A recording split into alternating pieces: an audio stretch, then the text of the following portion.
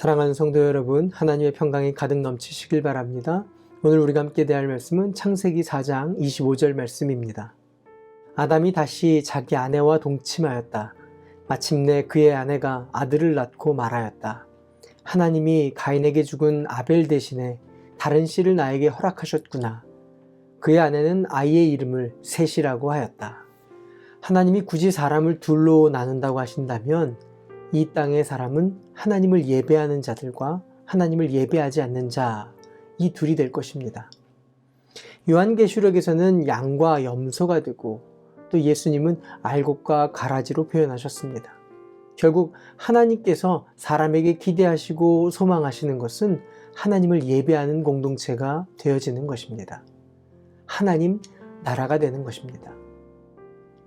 하나님의 다스림과 하나님 나라를 사는 사람들과 자신의 뜻과 자신이 왕되기를 원하는 사람들로 나뉘어지고 창세기에서부터 요한계시록에 이르기까지 이 두 공동체에 대한 하나님의 구원의 역사를 기록하셔서 하나님의 마음을 깨닫고 온전히 살기를 원하신 것입니다. 창세기 4장에서 하나님은 범죄한 가인을 여전히 지키시고 예배하는 공동체가 되기를 바라셨습니다. 그러나 안타까운 것은 가인을 향한 하나님의 마음은 무시된 채 가인은 하나님 앞을 떠납니다. 그리고 에덴 동쪽 놋 땅에 살게 됩니다. 가인 스스로가 하나님 앞을 떠나 에덴의 동쪽에 놋 땅에 가서 살게 되고 이렇게 해서 하나님 앞을 떠난 자가 되며 하나님을 예배하지 않는 자가 되고 결국 그들은 가인의 공동체가 되어지며 하나님을 예배하는 아벨의 공동체가 되어서 그 둘의 가계가 4장과 5장에 기록되어집니다. 하나님을 예배하지 않는 공동체 가인의 후손들 8대를 기록하십니다. 그 이름을 기록하면서 그 이름 속에서 그들이 어떤 사람인지를 알게 하셨습니다. 가인의 아들은 에녹입니다. 헌신된 자라는 뜻인데 하나님께 헌신된 것이 아니라 그 왕국을 세우는 도시를 세우는 것에 헌신한 자가 됩니다. 그래서 그 도시 이름도 에녹입니다. 에녹은 다시 그의 아들 이름을 이랏이라고 짓습니다. 이랏은 자랑하는 자, 내세우는 자, 스스로 과시하는 자입니다. 이랏은 무드야엘을 낳습니다.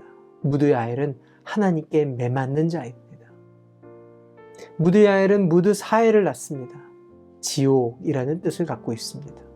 무드사엘은 라멕을 낳습니다. 강한 자, 힘이 있는 자입니다.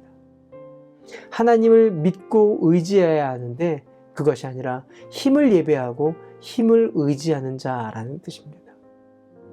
하나님은 가인의 공동체와 아벨의 공동체를 서로 비교하시면서 자신과 힘을 의지하는 자들과 하나님을 의지하는 자들을 설명하고 계십니다. 아벨을 대신해서 아벨의 공동체를 이끄는 셋은 그의 아들을 낳고 이름을 에노스라고 정합니다. 그리고 성경은 이렇게 예배하는 공동체를 설명합니다.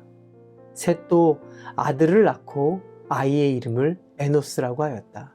그때 비로소 사람들이 주님의 이름을 불러 예배하기 시작하였다. 아벨의 죽음으로 인해서 아담과 하와의 마음은 무너집니다. 그러나 하나님의 위로가 있어서 다시금 아들을 낳는데 그 이름은 셋입니다. 아벨을 대신한 자라는 뜻입니다. 하나님이 허락하신 그 셋은 다시 아들을 낳는데 그 이름이 에노스입니다. 뜻은 연약한 인간이라는 뜻입니다.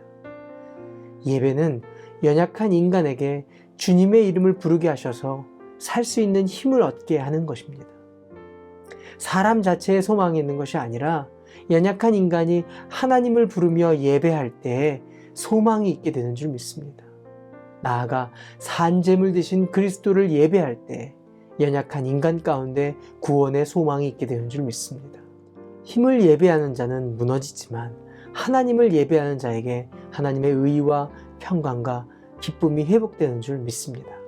오늘도 나의 의는 내려놓고 하나님의 의를 따르며 예배하는 하나님의 사람으로 승리하시길 바랍니다. 기도할까요? 좋으신 하나님, 절망 가운데 다시 일어날 힘을 하나님을 예배함으로 받게 하여 주시옵소서. 예수님의 이름으로 기도합니다. 아멘. 오늘도 성령님과 동행하시는 하루 되시길 바랍니다. 화이팅!